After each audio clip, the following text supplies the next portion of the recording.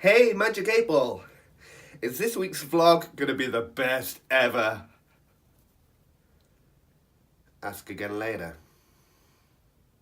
Oh well. Welcome to vlog 8.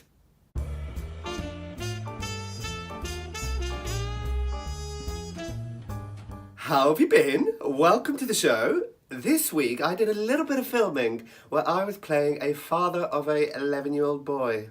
And his cute little glasses and his monobrow look just like me. So I've not really seen a lot of theatre this week. Rock of Ages and Dirty Dancing were both in London, but I've seen them both.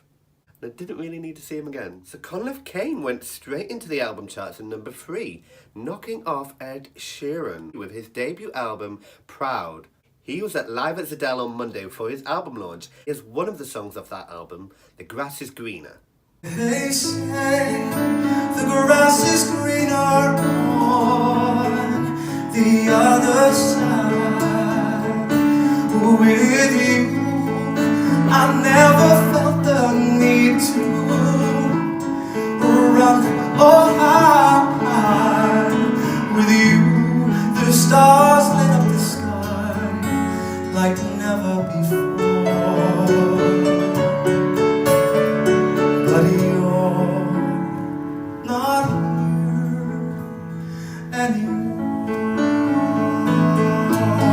He was also joined by Ava Lilly, Vanity Von Glow and Cassie Compton, singing this little classic that just won an award last week. I'm off the deep end, once you start diving, underneath the ground. Crash through the surface, where they can't hurt us, we're far from the shallow now.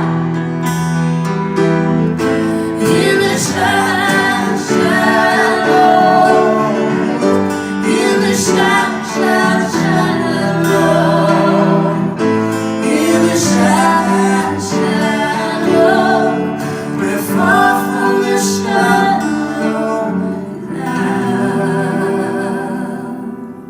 It won an Oscar, by the way. I was back later that evening hosting The Show Goes On at the Piano Works West End with this week's guests Charlotte Steen, Scott Nichol, Astrid Harris, Katie Weir, Tristan Ward, Becca Foley and Ben David Papworth. Here are a few videos of what you missed. You walk on the love by devotion.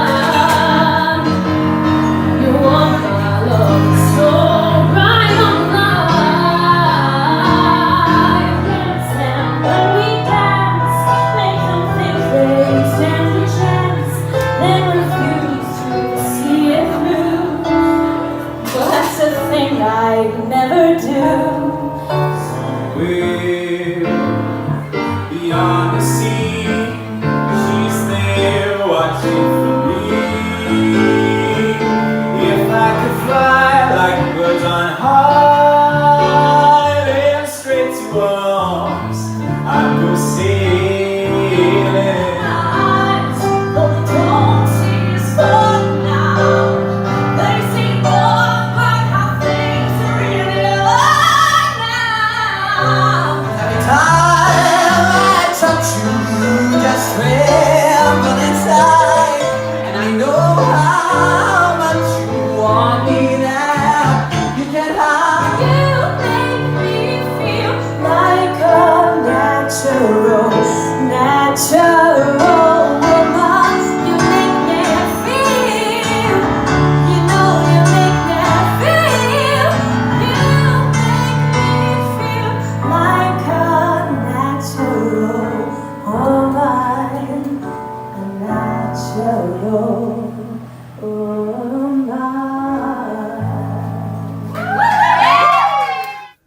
I also managed to pop along to Kinky Kabaret just in time to catch Rosie Beever performing. Only you saw this move. You don't understand why I want you so desperately.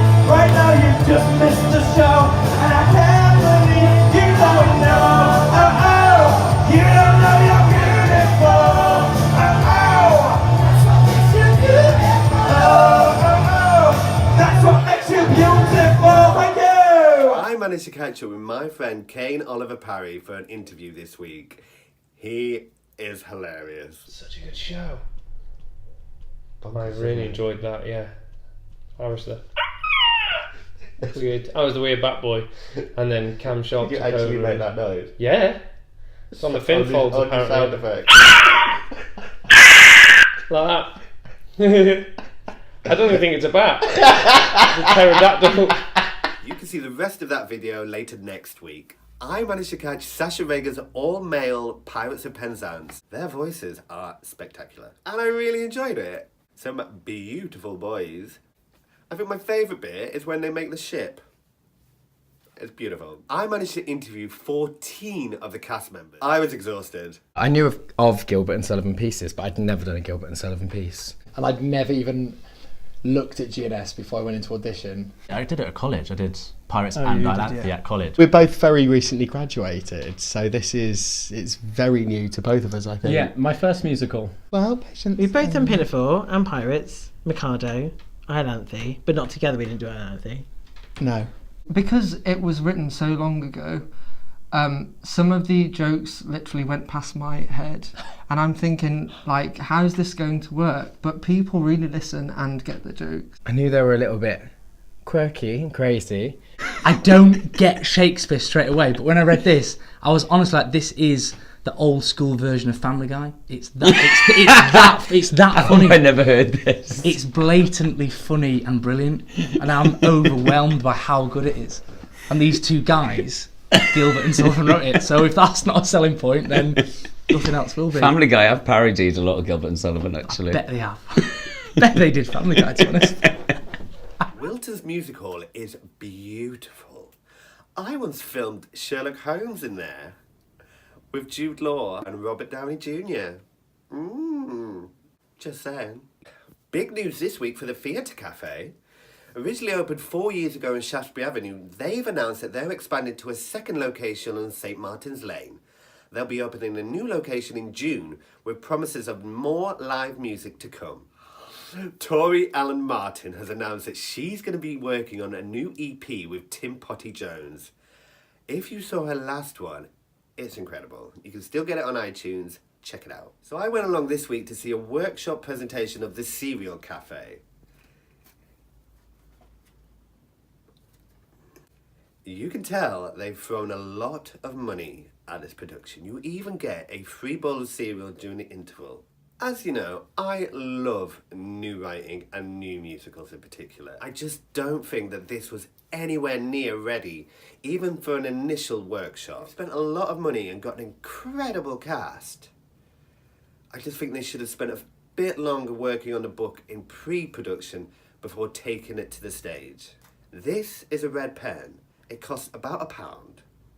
You could have saved yourself a lot of money by just going through the script with it. They've been really savvy and got the formidable Danielle Tarronto to cast the show for them. And she's put together an incredible lineup, and everybody in it is working really hard. Keith Ramsey's Irish accent is pretty damn accurate. Ross James's voice steals the show for it. They presented 5 shows at the Other Palace, all of which sold out. I mean, good on them. Good on them for being out there, being bold, and making things happen. They're obviously doing something right. I just think they should have spent a little longer developing the book before taking it to stage. It'd be interesting to see what other people thought. If you saw it, let me know what you thought.